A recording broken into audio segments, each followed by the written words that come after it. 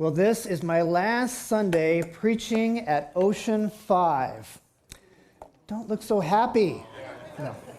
Actually, I'm not going to get sappy here, because I'm just going to go on the assumption that at some appropriate time in the future, you may just invite us back to do a guest preaching sometime. So let's just go on that assumption that that's going to happen at some point. So this is not my last time here. We'll just go with that, okay? But it's definitely the last time for a while. And so I just want to give a quick update before we do the teaching here, just kind of what's happening next for me and Sandy. And I already shared some of this about 6 months ago when we made our announcement, but I'll be taking a full-time position with an organization called Word Alone Ministries, which has also as part of it a publishing company called Sola Publishing. And so kind of my day job really be helping them develop resources, teaching, worship, and tech resources for churches. And so that's what we're going to be veering into for the next couple of years. However, I can start that whenever I want, and so we're not going to do it right away, probably not till maybe December or end of December, because I've never had a sabbatical, and I feel like we need a little break between One Hope Church and jumping into that. And so we're going to be here for October 31st, Halloween. We have to do that, and Sandy and I have new costumes. And it's not the Mongolian thing, and it's not going to be dressed up like Martin Luther. So we just have to wait and see what that is. So we'll do the Halloween outreach, and then the very next day, Saturday, November 1st, Sandy and I we're going to drive to Minnesota, where we're going to spend the entire month of November and probably into December at a little town called Pequot Lakes, and we're going to stay in my brother-in-law, sister-in-law's lake house there on Sibley Lake. And apparently, Google Maps wants us to know that there's a Dairy Queen in Pequot Lakes and a Dollar General store, and there's a dog park. We don't have a dog, but we can go to that park and we see other people's dogs.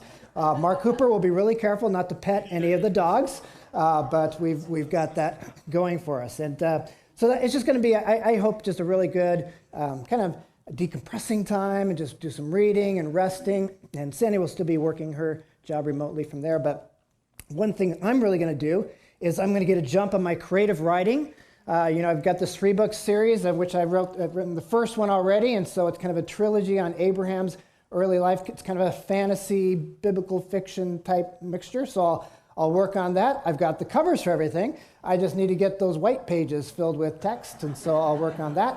And the other thing I'm going to kind of dabble in over this next month or so is to get back into my video game development. I've been making this fantasy role-playing game kind of set in the pre-flood world, and I got my guy riding a horse now, so that's kind of cool, and he can actually kill people with swords, so that's awesome. And then the other thing that Sandy and I have committed to do during this time away is we have together committed to watch every single Marvel movie that's ever been made in the entire Marvel universe. So we've already started that process, but we're still on the first row there. So that is our goal. So that's what's happening with us. What is happening with you, One Hope Church? And I appreciated Michael's update on the call team. They've been plugging along, and as he said, there's some unknowns here. It could be next week. It could be 6 months. In fact, we had a great elder meeting last month. In fact, we just kind of decided that we just need to operate under the assumption that you're probably not going to have a new lead pastor till maybe end of summer 2026. Might be sooner than that, but we went for planning purposes. We kind of went through that process, and we came up with a great, I think, plan for November and December, and I'm going to share what that plan is at the end of the service here, just to kind of let you know who do you go to for this and that when we're not here.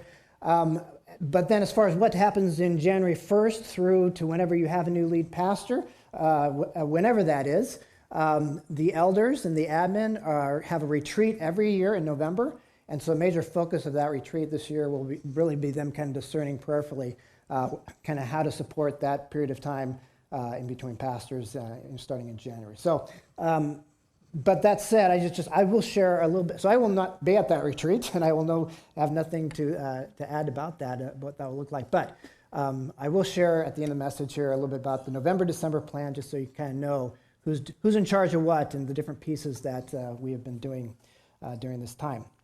For now, though, I do want to just kind of jump back into one kind of final time teaching the scriptures. I have loved my time here teaching the Word of God to you, and we've been going through the book of going through the life of David this fall. And, last week we kind of looked at the friendship of David and Jonathan, how David was in this really difficult season in which he was in Saul's household, but he whenever he would go into the court, he didn't know which Saul was going to be there. Was it going to be the Saul that tried to throw a spear through him and kill him, or was it going to be the Saul that offers one of his daughters in marriage to him? It was just a really difficult time, and he was just trying to get through it, and he would not have gotten through that without the friendship of Jonathan. And so we saw just the strength of that friendship for David during that time. However, there's a time to stick it out, and David was trying to stick out, and there's a time to flee, especially when there's abuse. And I think this would be an abusive situation that we could call between Saul and David. And so Jonathan really helps David come to that place. You got to get out of here. My dad really is trying to take you out. And so basically he does flee and enters into the period of David's life that I like to call his Robin Hood years. Because he basically is on the run, and I'm not going to preach on that part of the text where David goes to the Philistines and acts crazy, but I can't wait to watch that in the House of David Amazon series whenever they get to that. That's going to be awesome. But he gets out of that dangerous situation, and he flees into the wilderness. And gathered around him is all the discontented of the society of, these 400 men gather with him. And that's, as that happens, that's kind of the part of the text I want to pick up on. And as we kind of go through this text, three things I want to highlight in our text this morning is the cave, the thirst, and the sacrifice. And so that's our outline this morning.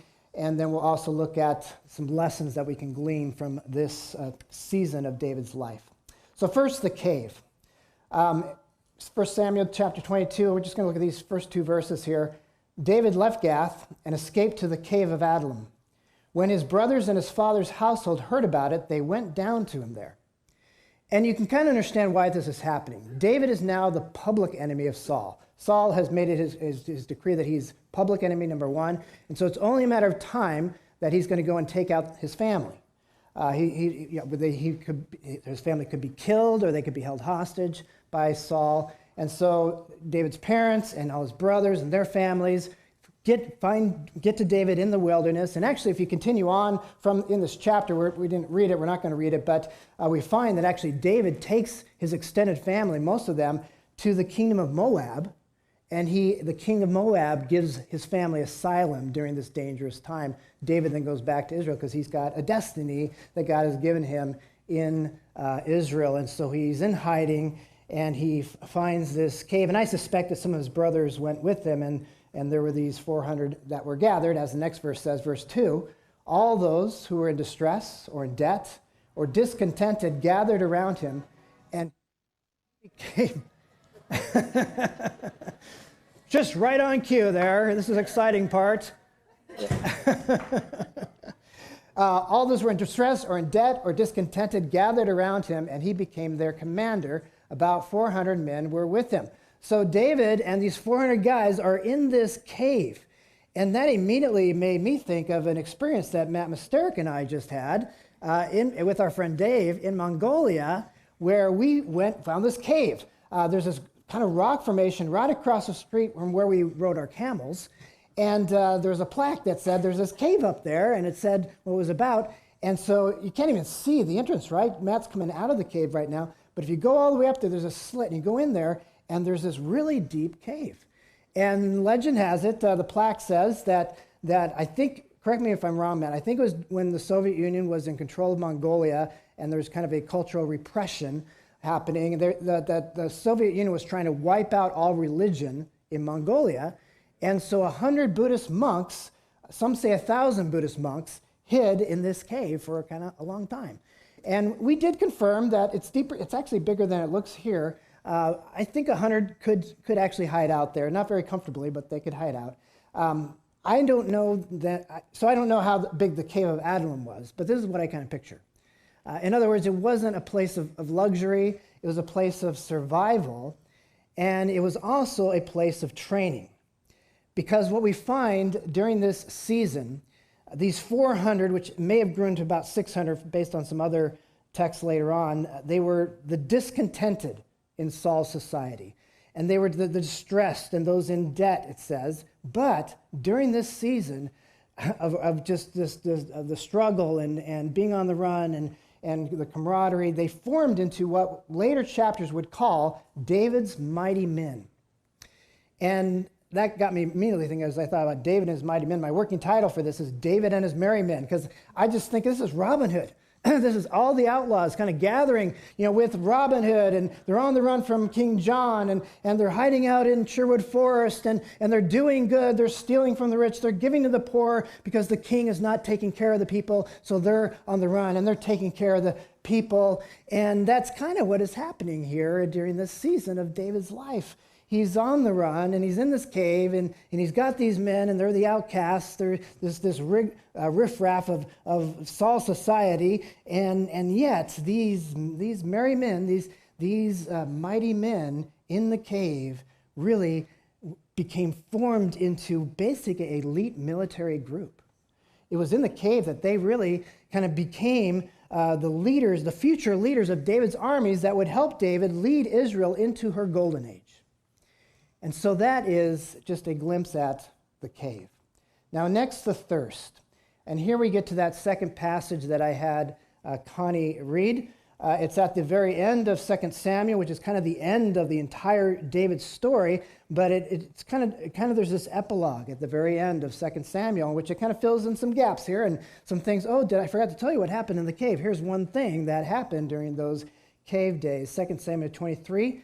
Verse 13, during harvest time, 3 of the chief warriors, the mighty men, came down to David at the cave of Adullam, while a band of Philistines was encamped in the valley of Rephaim.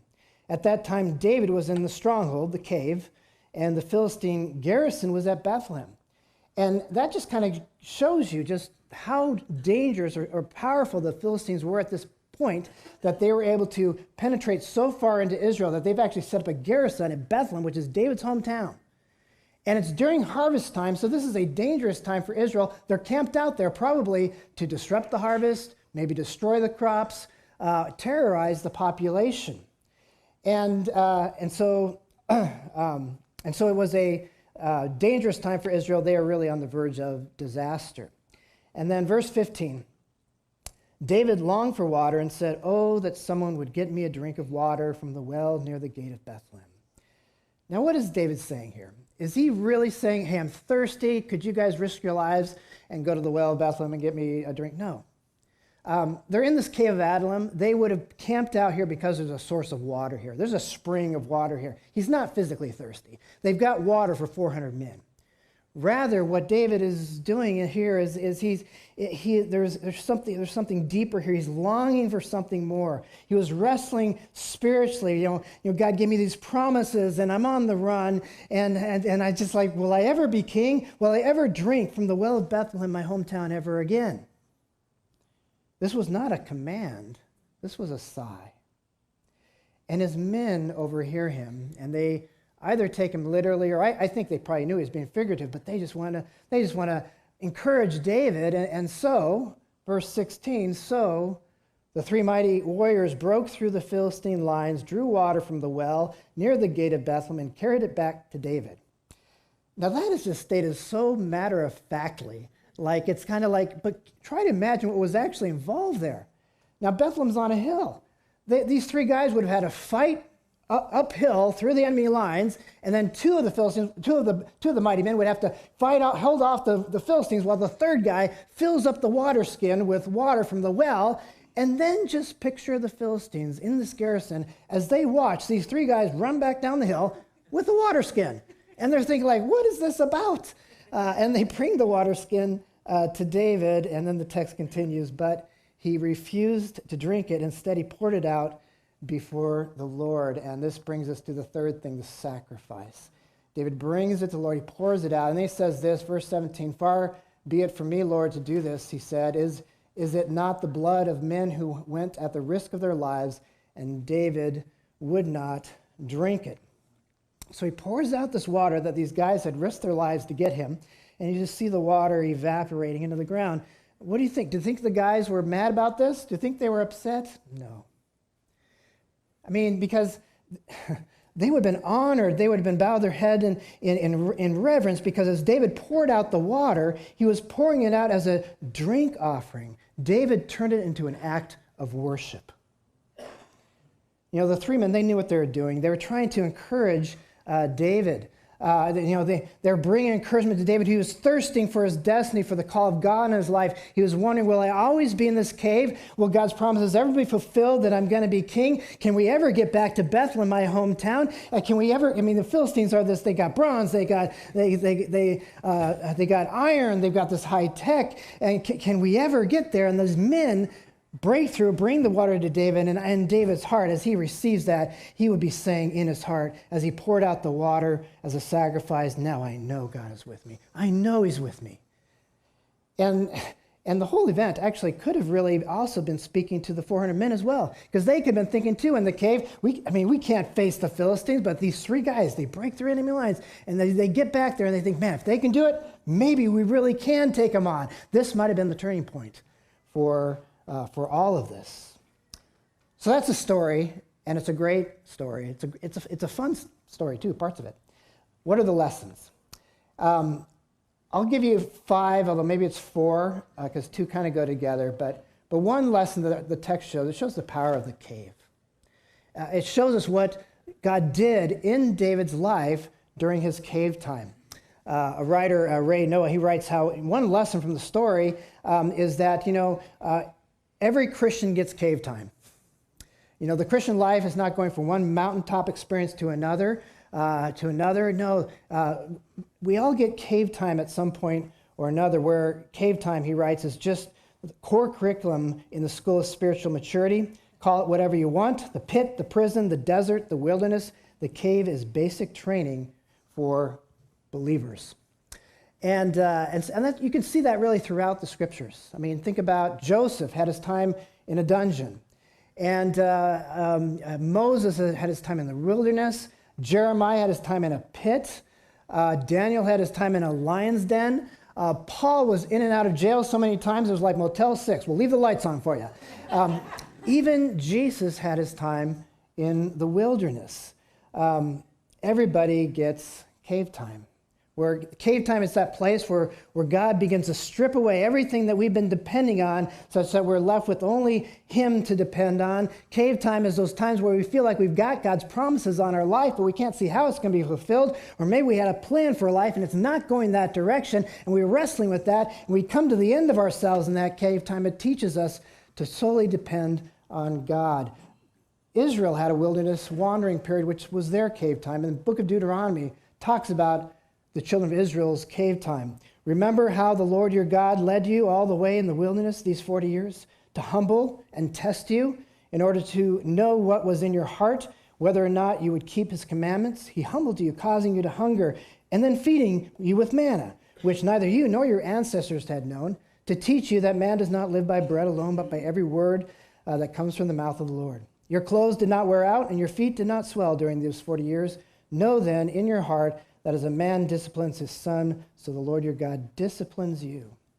And so sometimes in the cave time that we experience, it may feel like we're being disciplined because we did something bad. Often God is he's just doing a work in us. He's tearing us down to build us back up. And David experienced that during this season of everything being ripped away. He had promises of God, but he came to the place of realizing not to rely on any of those things, but solely on God alone. It brought him to the end of himself. And I think also just to a place of where he just cried out in worship. And that leads to the second lesson here, that the text shows us the power of worship. It's not in the text that Connie read, but it definitely comes out in the season of David's life. Because it is in the season of in the cave, he's on the run, people are trying to kill him, and he doesn't know what's going to happen. There's uncertainty. It was in that season, in the cave, that David wrote some of his most moving psalms. His most powerful worship songs were written in the cave, like this one, Psalm 34, which the subtext actually says this is in response after David was delivered from, that he had to act insane with the Philistine king, and he got out of that deal. He came back, he got to the cave, and he wrote this worship song. I sought the Lord, and he answered me. He delivered me from all my fears. He said, taste and see the Lord is good. Blessed is the one who takes refuge in him. Not refuge in the cave, refuge in him. And Psalm 57, another psalm he wrote, in the cave, have mercy on me, O my God. Have mercy on me, for in you I take refuge. I will take refuge in the shadow of your wings until the disaster has passed.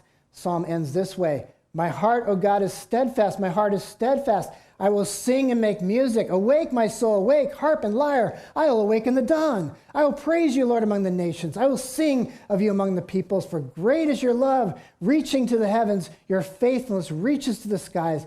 Be exalted, O God, above the heavens. Let your glory be over all the earth. He wrote that in the cave.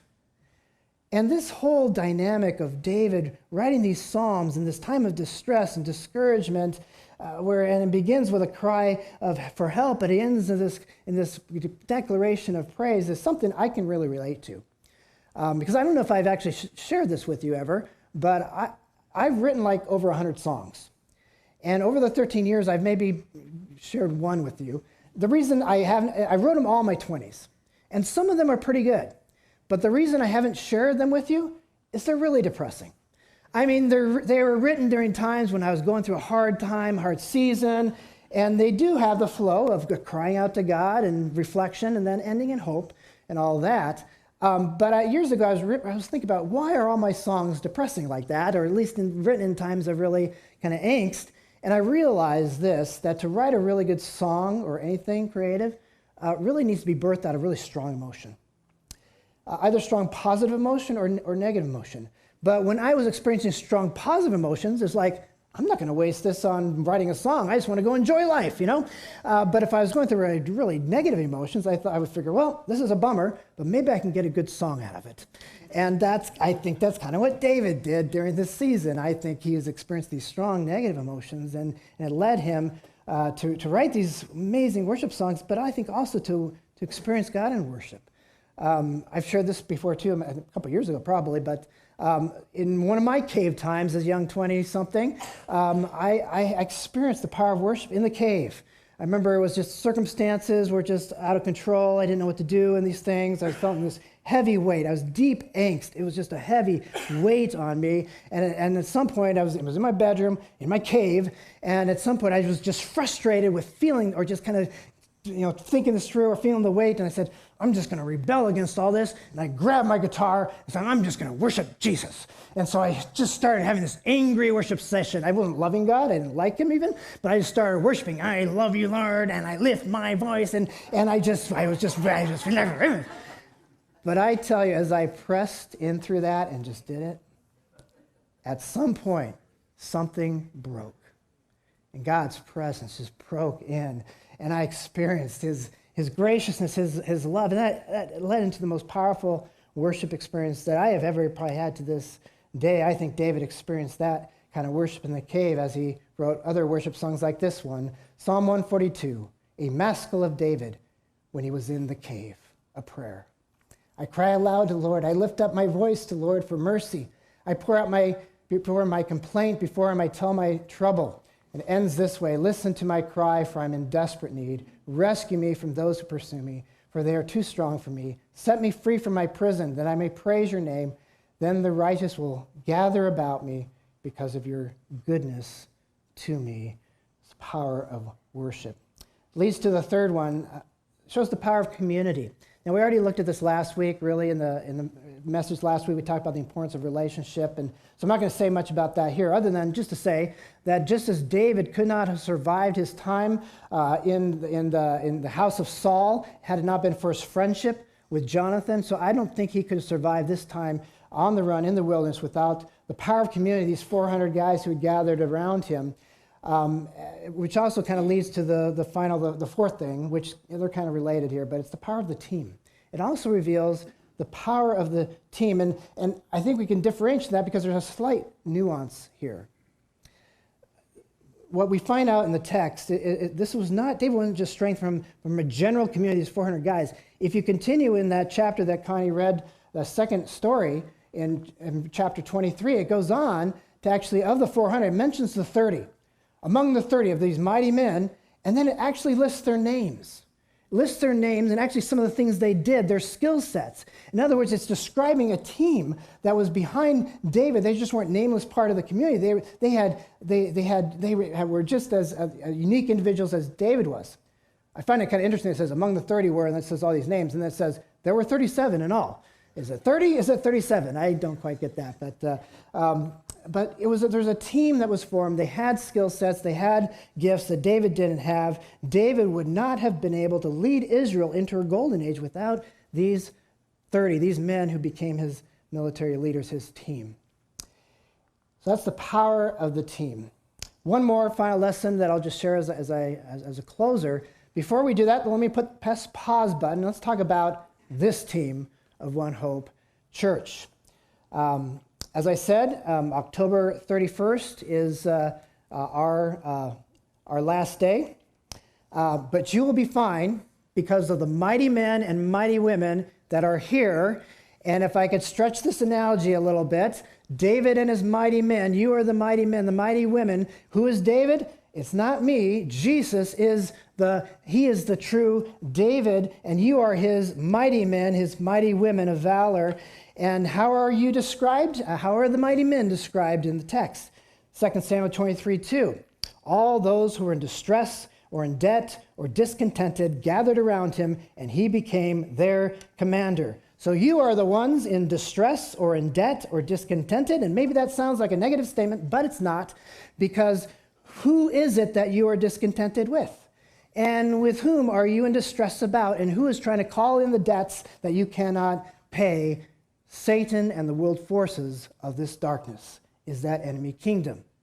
And so you are gathered around Jesus in the cave, which is the church of the living God, and you are the revolutionaries hiding in the cave, looking to overthrow the demonic government of this rebel planet and to help usher in the kingdom of God. And so here is what that means. I see this is an amazing opportunity for you, One Hope Church, because you are entering into a period of time of being in between pastors. And that is a good and very healthy place to be, because that's exactly the place you were when you began this church 15 years ago this January. I think you need to celebrate 15 years in January. That's when you started, and you were for a whole year at least without a pastor. And I heard story after story during that season of how you just had to step up and figure out how to do stuff. And you people who just were pew sitters before are suddenly in ministry, and other people you didn't even know that they had that skill set are jumping in. And we have new people here who I think in the season to come, in the months to come, where you're just going to discover, oh, I didn't know you could do that. And you're going to jump up and fill in those gaps. And at least two things recently have given me even greater assurance that that's going to happen. One was our last elder meeting, in which I was just reflecting at our last elder meeting. Man, we have a great, amazing group of spiritual mothers and fathers of the faith here, of the family of God here. And what I witnessed was that they were just taking ownership. They were jumping in to leadership. They were ready to move things forward. The second thing that really has given me encouragement is the prayer team that Mike and Linda have been forming. You know, Mike and Linda have been talking for like a couple of years about forming this prayer team, and whatever that means, I don't know what that means. And in the last 6 months, you guys have really done it. And you have trained people, and you're equipping, and you're building a community. And just one kind of anecdotal thing that just kind of shows how I think significant that is that last couple weeks ago, Sandy and I were at a pastor's conference. And so I was tied up all week in Minnesota. And it was then we got the word that Ross and Piercy had really difficult news at the hospital that you had, and we're praying for Piercy and with some of the diagnosis that she has, and so we're praying for them. But I felt so bad that I just couldn't be there and go see you guys, and I told Mike, I passed it on to Mike, and I said, I'll try to connect, but if you could maybe see them, that'd be great. And I found out Mike and Linda went the next day at the hospital. They spent over an hour with you guys and praying and encouraging. And so I just share that just to say you guys are going to be fine. There's such a great team here. Others have stepped up in other areas of just kind of some of the techie type stuff that I do. And so let me just share, just really finally briefly, who's in charge, who's doing what as we move into this season with Peter and Sandy not being here. One of the things that I do is I've overseen worship.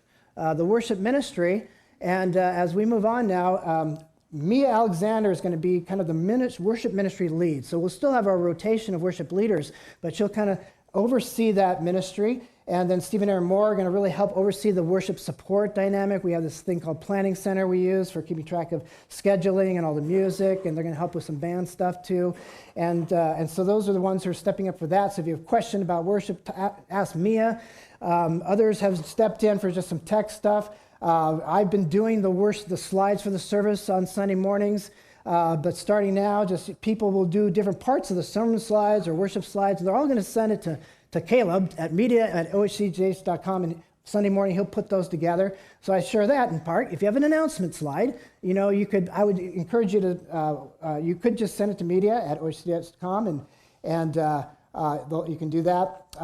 But I'll share another thing you maybe should do in just a moment. But anyway, we got people stepping up for that. Jeremiah is going to take the lead on the YouTube channel, uploading the sermons, and we got a tech team developed to update the website. I already mentioned Mike Zeitner is really kind of going to be our pastoral care lead. It doesn't mean he's going to do it all. It's just he's on the elder team, and so if there's an issue that comes up, you can direct to him. He'll get it to the prayer team, to the elders, and make sure that those cares are taken care of. Or if there's funerals or weddings, he can deal. He's got a pastor background. He was an executive pastor of a church for a season, so you can look to Mike for that. And then this is just, so that's kind of a plan going forward a little bit. In November, December, here's kind of the plan. You've already kind of seen in our Life of David series, I think you've seen the different people in our preaching rotation, but we've expanded a bit to have some others who are going to be preaching. And so what we just decided at the elder meeting is that whoever is preaching that Sunday is pastor for the week. The week leading up to that Sunday is the person in charge of logistics. Who's doing communion? Who's doing the scripture reading?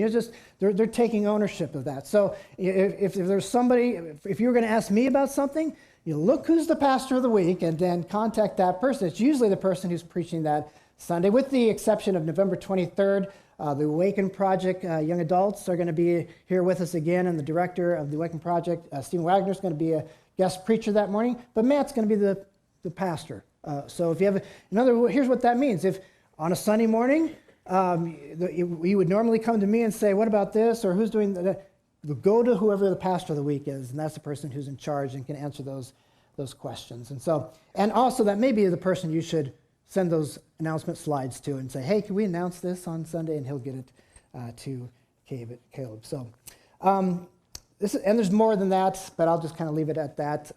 I'll email this out with some contact information, so it's not just a slide that you're going to forget 30 seconds after you leave the church here. It's an exciting time for One Hope Church. This is not a time to shrink back, to press forward as the mighty men, the mighty women of God around your commander, Jesus, which leads to the last lesson. I'll close with this.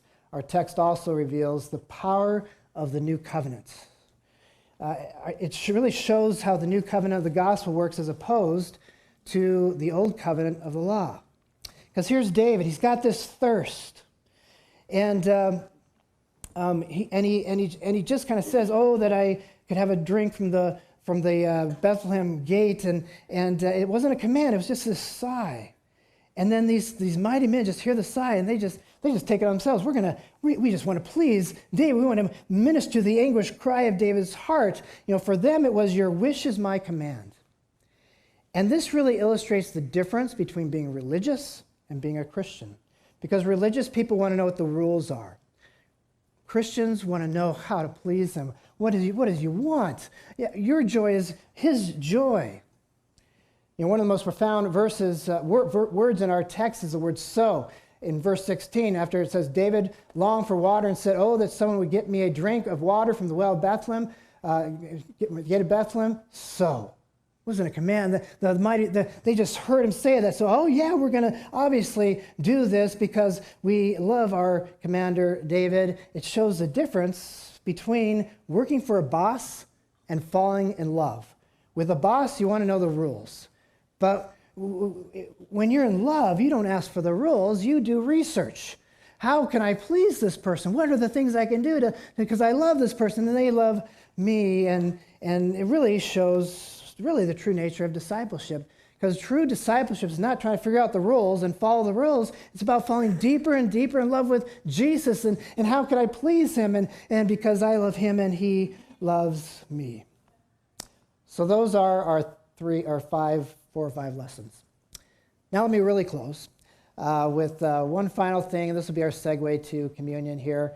And we're going to do what we've done every week as we've gone through the series. Let's bring it back to Jesus. Because as we said again at the beginning, that the Bible is not primarily a book about you, it's a book about Jesus. I mean, it is about you, you can apply it to you, but secondarily it's about you, primarily it's about Jesus. Or maybe you could say this way, the Bible has things to apply to your life, but the power to apply those things to your lives comes as you first look to see how to apply it to Jesus. And so let's do that here. 2 ways this applies to Jesus, I think. One is that I just think about these men, or think about David who has this sigh. And he says, oh, that I could have a water from the well of Bethlehem. Will I ever be Bethlehem again? This is a sigh for home. David has a sigh from home. Well, there is one who has heard your sigh for home, who's heard your thirst. And he has broken through the gates of hell, and he has broken through enemy lines, and he is brought to bring you the water of life to quench that thirst. Jesus is the ultimate mighty man. And he's also the true David. Because like David, Jesus had some cave time. 3 days in a cave. And that was a dark time for David, but it was also the most productive, fruitful time for humanity because it was in the cave that Jesus defeated sin, death, and the devil forever. And then he busted out of that cave. And if you cling to him, you will bust out of that cave with him, for as he rose, we will rise as well. Let's pray. Jesus, the true nature of discipleship, of being a Christian, is not trying to follow the rules. It's just following deeper and deeper in love with you, Jesus, and seeing how much you love us and how you went to the cross for us. But not just that, you live for us, and you have plans and purposes for our lives, and you've revealed that God is a good Father who loves us, and your Spirit is poured into us to cause us to cry, Abba, Father, Abba, Papa, Daddy. And so I pray that you would just give each of us grace as we all go into our next seasons of life to keep falling deeper and deeper in love with you and looking for how we just want to please you. We just want to lift you high. We don't want to follow the rules and be legalistic, religious. We just want to know you better and learn to please you more with all of our hearts. And so give us grace to do that. We can do that because of what Jesus has already done for us on the cross. We love because he first loved us. In Jesus' name, amen.